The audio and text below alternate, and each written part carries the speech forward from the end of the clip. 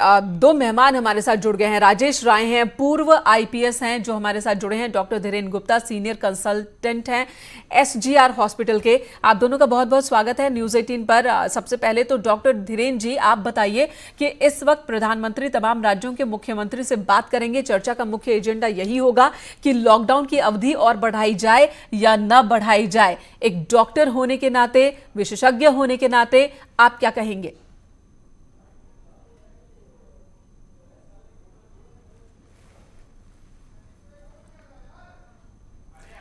Doctor Dhiren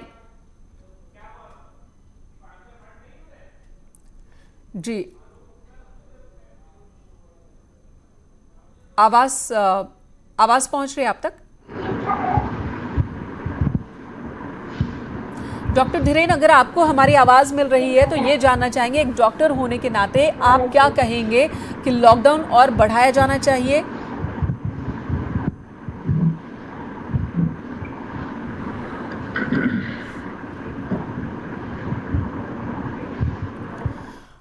चलिए, अनूप हमारे सहयोगी दिल्ली से जुड़ चुके हैं। अनूप का रुख कर लेंगे। अनूप, ये बताएं जरा, आज क्या ये चर्चा शुरू हो चुकी है प्रधानमंत्री और तमाम मुख्यमंत्रियों की?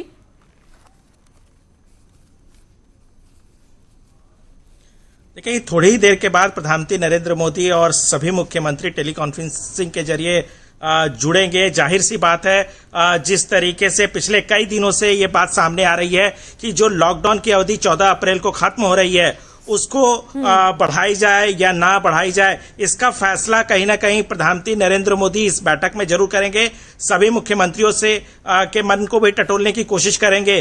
देखिए, दो राज्यों ने पहले से ही लॉकडाउन की अवधि जो है वो बढ़ा दी है और कई राज्यों के मुख्यमंत्रियों ने पहले से ही केंद्र सरकार से कही है कि जो 14 अप्रैल की अवधि है उसको बढ़ाई जाए। बिल्कुल अनूप, और कई राज्यों में इस बात की भी चर्चा हो रही है कि लॉकडाउन तो रहे, लेकिन उन्हीं इलाकों में सख्ती ज्यादा रहे जहां से कोरोना पॉजिटिव केस आए हैं, और जहां से एक भी मामला सामने नहीं आया है, उन गांव में, उन इलाकों में लोगों को थोड़ी छूट देनी चाहिए। क्या इस पर भी कोई बात हो सकती है?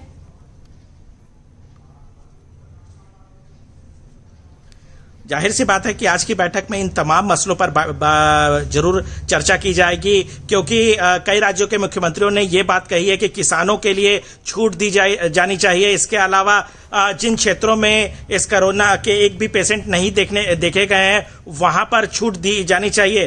तो किस तरीके से लॉकडाउन की स्थिति आगे होगी, किस तरीके से भारत सरकार और राज्य सरकार मिलकर लॉकडाउन को आगे बढ़ाएगी, इन तमाम मसलों पर आज की बैठक में चर्चा की जाएगी। लेकिन देखिए, जो एक्सपर्ट की राय है या कई राज्यों के मुख्यमंत्रियों की राय है कि जिस तरीके से अभी तक इस महामारी को भारत सरकार ने कंट्रोल किया है, क्योंकि कल भी आपने देखा कि कई एक्सपर्ट की तरफ से यह कहा गया कि अगर लॉकडाउन नहीं किया जाता तो शायद ये विकराल रूप धारण कर लेता, क्योंकि इतनी बड़ी आबादी वाला देश है भारत। ऐसे में किसी तरीके का अगर कोई ढील दी जाती है या किसी तरह की कोई कोताही बरती जाती है किसी थोड़े से फायदे के लिए, तो हो सकता है स्थिति भयावह हो। बिल्कुल ऐसा ना हो कि उसका बड़ा नुकसान हो जाए, जिस नुकसान से देश बचने की कवायद में जुटा हुआ है। बिल्कुल अनूप, बने रहे हमारे साथ। रंजना लखनऊ से हमारी सहयोगी जुड़ चुकी हैं। हमारे साथ राजेश राय, पूर्व आईपीएस, वो मौजूद हैं। डॉक्टर धीरेन गुप्ता है, सीनियर कंसल्टेंट एसजीआर हॉस्पिटल से, वो भी जुड़ चुके हैं। एक बार फिर से धीरेन जी के पास जाने की कोशिश करूंगी। धीरेन जी, अगर आपको हमारी आवाज मिल रही है तो बताइए जरा कि आपकी राय क्या होगी? लॉकडाउन और बढ़ाया जाना चाहिए, कितना बढ़ाया जाना चाहिए? आपको अब मेरी आवाज आ रही है? बिल्कुल बिल्कुल आ रही है। हाँ जी, देखिए, इसका मैं उत्तर यस और नो में मुश्किल है देना, लेकिन सबसे पहले हमें ये समझना पड़ेगा, जो लॉकडाउन है, ये लॉकडाउन डिजीज को पूरी तरह से खत्म नहीं करता है। ये हमें टाइम दे रहा है, ये हमें टाइम दे रहा है। एक ना एक दिन आएगा जब 40 to 70% लोग इस कोरोना वायरस से शिकार हो जाएंगे। उससे एक हर्ड इम्यूनिटी बनेगी, उससे डिजीज की सीवियरिटी जिनमें ज्यादा होती है, जैसे बुजुर्ग लोग, वहां तक इन्फेक्शन कम पहुंचेगा और हमारी कम्युनिटी आगे बढ़ेगी। सेकेंडली, हमारी मेडिकल साइंस तैयार हो जाएगी उन नंबर ऑफ सीरियस केसेस लेने को जो इस कोरोना वायरस से होते हैं। तीसरा, लॉकडाउन के साइड इफेक्ट काफी मतलब जो एक्सपर्ट्स अगर हम देखें इंटरनेशनली, तो इसके नेगेटिव इफेक्ट्स और साइड इफेक्ट्स भी बहुत हैं इकोनॉमी पे प्लस मेंटल हेल्थ पे। बिल्कुल। तो हमें देखना पड़ेगा अपनी या हमारी लिमिटेशंस। बिल्कुल। और धीरेन जी, हमें इस बात के लिए भी देखना होगा कि क्या हम तैयार हैं कि लॉकडाउन अगर हटाते हैं तो उसके बाद की जो स्थिति होगी उससे नहीं, मैं उसी पे आ रहा हूँ।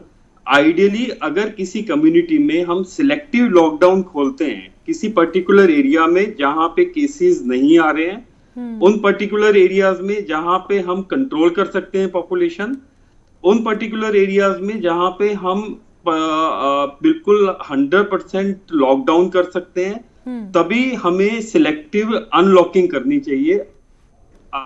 अगर देखा जाए तो जैसी हमारी कम्युनिटी है, जैसे हमारे लोग हैं, जैसे उन लोगों का बिहेवियर है, इस लॉकडाउन के दौरान भी जैसे वो लोग काफी लोगों ने बिहेव किया है, उस हिसाब से देख के लगता है कि कंप्लीट लॉकडाउन ही हमारी प्रॉब्लम की एक तरह से सॉल्यूशन लगती है। लगता नहीं कि हमें लॉकडाउन खोलना चाहिए। पार्शियली लॉकडाउन खोलने का मतलब है लोग फायदा उठाएंगे उसका, और अननेसेसरीली हम लोग अपने आप को शायद बेहतर जानते हैं हमारी कैसी कम्युनिटी है। तो मेरे हिसाब से लॉकडाउन अभी रहना चाहिए अगले बिल्कुल, और कंप्लीट लॉकडाउन ही होना चाहिए। जी धीरेन जी बने रहिए। कंप्लीट राजेश राय पूर्व आईपीएस हमारे साथ हैं। राजेश राय जी, आवाज पहुंच रही है आप तक, तो बताइए जरा कि इस वक्त किस तरह की परेशानी आ रही है। लॉकडाउन के दौरान भी हम देख रहे हैं कि पुलिस को बहुत मेहनत करनी पड़ रही है। ड्रोन कैमरों से लगातार गली मोहल्लों पर भी नजर रखने की जरूरत पड़ रही है। पुलिस वाले घूम घूम कर लोगों को समझा रहे हैं, रास्तों पर रोक रोक कर बता रहे हैं कि आपको लॉकडाउन का पालन करना है, लेकिन लोग तैयार नहीं। तमाम अथॉरिटी दी गई है, लेकिन पुलिस भी कहीं ना कहीं एक सीमा है। तो कितनी दिक्कत आ रही है लॉकडाउन के पालन करवाने में, और अगर लॉकडाउन हट जाता है तब स्थिति कितनी विकराल हो सकती है?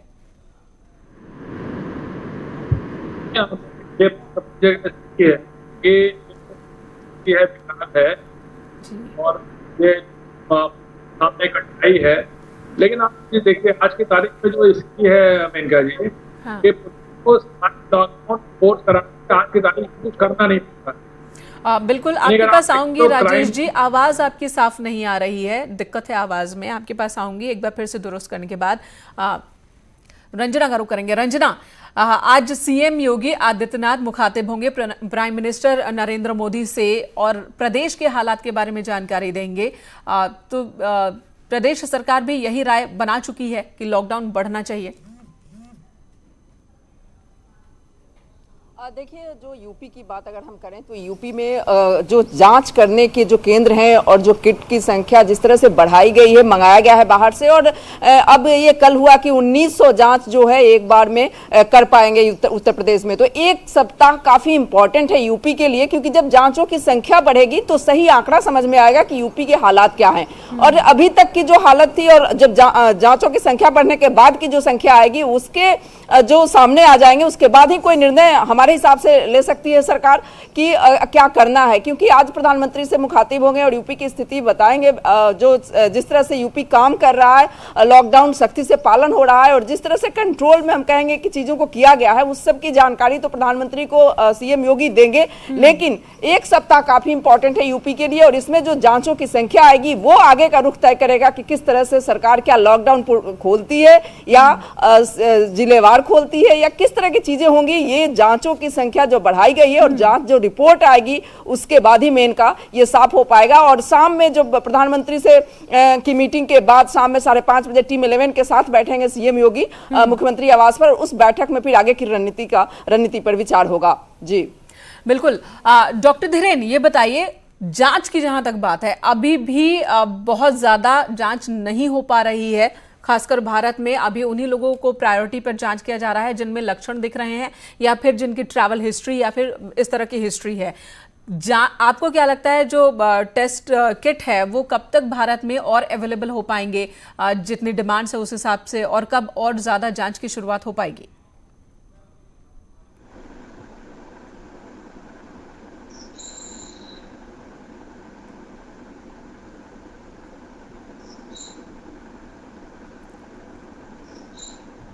जी धीरेन जी, तो फिलहाल धीरेन जी के पास आवाज नहीं जा रही है हमारी। अनूप, इस मुद्दे पर और किस तरह के आश्वासन लगातार हेल्थ मिनिस्टर सामने आ रहे हैं, तमाम राज्यों को भरोसा दे रहे हैं कि हम काम कर रहे हैं कि कहीं कोई कमी ना हो, चाहे वो पीपीई किट की बात हो, टेस्ट किट की बात हो, तमाम सुविधाएं डॉक्टर्स और नर्सेज को पहुंचाए जा रहे हैं और उस पर काम हो रहा है। भरोसा तो मिल रहा है, काम कितना हो रहा है?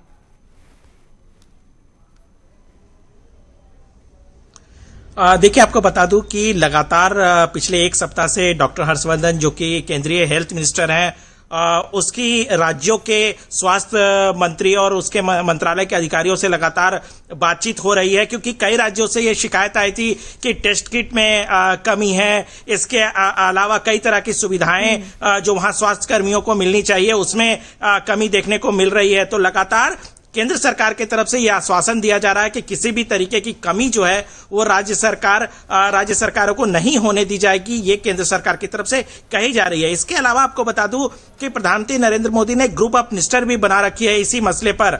तो ग्रुप ऑफ मिनिस्टर भी लगातार चर्चा इन सभी मसलों पर कर रहा है लगातार, कि किसी भी तरीके से इस महामारी को रोकने के लिए जो भी जरूरत की सामान है उसको तत्काल मुहैया कराया जाए, चाहे जो भी राज्य सरकार की तरफ से मांग की जाती है। आज की जो बैठक होनी है वो काफी महत्वपूर्ण है, क्योंकि देखिए लॉकडाउन की अवधि खत्म होने वाली है मंगलवार को। ऐसे में आगे केंद्र सरकार क्या रवैया अपनाती है, क्या आगे का कार्य योजना बनाती है, क्या पहल लेना है केंद्र सरकार को, वो सभी राज्यों के मुख्यमंत्रियों से बातचीत करके ही आगे बढ़ेगी। दो राज्यों ने ऑलरेडी एक तरह से कह सकते हैं कि अपना पहला जो है वो स्टेप उठा लिया है। उन दोनों राज्यों ने लॉकडाउन की अवधि बढ़ा दी है। अब आज की बिल्कुल बने रहे हमारे साथ। डॉक्टर धीरेन के पास जाने की कोशिश एक बार फिर करेंगे। डॉक्टर धीरेन, क्या क्या चुनौतियां हो सकती है? लॉकडाउन खत्म होने के बाद की जो चुनौती होगी वो किस तरह की हो सकती है? रंजना के पास चलते हैं। रंजना, लॉकडाउन फिलहाल तो खत्म नहीं होने जा रहा है, लगभग तय है। हालांकि अनाउंसमेंट जब तक ना हो जाए तब तक पुख्ता तौर पर नहीं कहेंगे, लेकिन जब हम लॉकडाउन खत्म करने की दिशा की ओर बढ़ेंगे तो वो कौन कौन से बिंदुएं हैं, कौन कौन सी बातें हैं जो जिन पर टिक मार्क होता जाएगा कि हाँ यहां हम श्योर हैं कि अब ये परेशानी खत्म, इस जगह पर ये परेशानी खत्म, तब जाकर हम लॉकडाउन खोल सकते हैं? देखिए मेनका, जो हम लोग कह रहे थे कम्युनिटी स्प्रेड की बात हो रही है, जो अभी तक सरकार भी कह रही है और कि अभी तक नहीं हुआ है। लॉकडाउन अगर खुलता है, एकाएक खोल दिया जाता है तो इसके चांसेस बढ़ जाएंगे। और क्योंकि हम लोगों के पास जो स्वास्थ्य सुविधाएं, इस तरह की संसाधन नहीं है कि जिससे कि सारे लोगों में जांच हो पाए और पता चल पाए कि कौन कौन लोग संक्रमित हैं, जो कि लक्षण इसके काफी देर में उभरते हैं इस बीमारी के। तो इसलिए ये बहुत ही संशय वाला स्टेप होगा कि लॉकडाउन अगर उठा दिया जाता है तो क्या क्या हो सकता है। और इसमें संशय है कि लॉकडाउन उठाया जाएगा, क्योंकि जो लोगों को जबरदस्ती एक तरह से कहा जाए, लखनऊ हो या यूपी के 15 जिलों की हम बात करें जो कंप्लीटली सील्ड कर दिए गए हैं, जो क्षेत्र जहां से लोग पेशेंट मिले हैं, तो आज भी लखनऊ में 3 संख्या बढ़ी है कोरोना पॉजिटिव की, और वो सदर इलाके हैं, जो सदर इलाके को सील किया गया है, वहां से पहले भी लोग मिले हैं। तो इस तरह से देखा जाए तो ये लॉकडाउन हटाने के बाद जो हालात होंगे वो सरकार संभाल नहीं पाएगी, क्योंकि उस संक्रमण की जो बात है, कम्युनिटी स्प्रेड की जो बात है, जो अभी तक नहीं दिख रही है, वो एकाएक बढ़ जाएगा। तो इस तरह से सरकार सोच समझ के ही कदम उठाएगी, और लॉकडाउन को या तो उठाएगी भी अगर, तो कुछ क्षेत्र विशेष में ही, जिस तरह से सील किया गया है वैसे ही क्षेत्र विशेष में ढीला किया जा सकता है उसको, और उसके बाद जो ही कंप्लीट हटाया जाएगा। तो जो स्थितियां बन रही हैं, जो जैसा कि मैंने पहले कहा कि एक सप्ताह, अगला एक सप्ताह काफी इंपॉर्टेंट है इस चीज को जानने के लिए, जब थोड़ी सुविधाएं बढ़ेंगी जांच की, और जैसे कि यूपी सरकार ने बढ़ाई है संख्या, 1900 जांचें अब एक दिन में हो पाएगी। तो इस तरह से जब बढ़ेगा, संख्या बढ़ेगा, तब जो रिस्पॉन्स मिलेगा उसके बाद पता चल पाएगा है वो सामने आ पाएगी। दीपांकर भट्ट देहरादून से हमारे सहयोगी जुड़ गए हैं। दीपांकर, उत्तराखंड सरकार ने प्रस्ताव तैयार कर लिया है, 17 बिंदु इस प्रस्ताव में है, और इसके जरिए केंद्र से अपील की जाएगी कि लॉकडाउन की अवधि बढ़ा दी जाए। ये बताइए, आज जब उत्तराखंड के मुख्यमंत्री पीएम से मुखातिब होंगे तो प्रदेश के हाल के बारे में क्या कुछ जानकारी देंगे?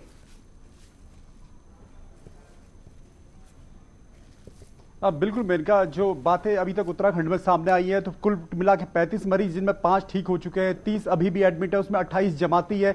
और ये ज्यादातर जमाती है वो हरिद्वार, उधम सिंह नगर, देहरादून और नैनीताल डिस्ट्रिक्ट में केसेस सामने आए। अल्मोड़ा में एक केस जमाती का है, आइसोलेशन में है, और पौड़ी में स्पेन से एक युवक था, वो डिस्चार्ज हो चुका है। तो जो पहाड़ के जिले हैं 9 डिस्ट्रिक्ट वो फिलहाल सेफ है, लेकिन मैदानी जिलों में अभी भी खतरा बना हुआ है। तो सरकार चाहती है कि 30 अप्रैल तक लॉकडाउन रखा जाए और 30 अप्रैल के बाद जिस तरह की स्थितियां परिस्थितियां रहेंगी उसके मुताबिक फैसला लिया जाए। और सबसे अहम बात यह रहेगी आज जो कि 4 धाम यात्रा शुरू हो रही है। 26 अप्रैल को गंगोत्री यमुनोत्री के कपाट खुलने हैं, 29 को केदारनाथ के और 30 को बद्रीनाथ के। और भगवान केदारनाथ में बड़ी आस्था प्रधानमंत्री नरेंद्र मोदी की है। तो एक बात साफ है कि इस बार 4 धाम कपाट में ज्यादा श्रद्धालुओं की भीड़ नहीं होने वाली। लॉकडाउन के बीच पहली बार कपाट खुलेंगे। मेरे ख्याल से पहली बार होगा इस तरह की जो घटना हुई कि कोरोना जैसा वायरस पहली बार इस तरह दुनिया में सामने आया है। तो अब बड़ी बात यह भी रहेगी प्रधानमंत्री नरेंद्र मोदी क्या संदेश देते हैं, क्या केदारनाथ में क्या कोई व्यवस्थाएं की जाए। पर बात यह साफ है कि उत्तराखंड सरकार यह साफ कर चुकी है कि वो 30 अप्रैल तक लॉकडाउन हटाना नहीं चाहती। मेनका बिल्कुल, दीपांकर बने हमारे साथ, रंजना भी हमारे साथ लखनऊ से हैं, अनूप गुप्ता दिल्ली से, राजेश राय पूर्व आईपीएस अधिकारी हमारे साथ मौजूद है, doctor Dhiren Gupta senior consultant हमारे साथ मौजूद है, जो बता रहे हैं कि चैलेंजेस क्या है ड्यूरिंग लॉकडाउन, और लॉकडाउन जब हम खत्म करने की ओर बढ़ेंगे तो किन किन मुद्दों पर हमें सुनिश्चित करना होगा कि लॉकडाउन हटने के बाद इसका कोई साइड इफेक्ट न देखने को मिले, और अगर कोई साइड इफेक्ट दिखता है तो उससे निपटने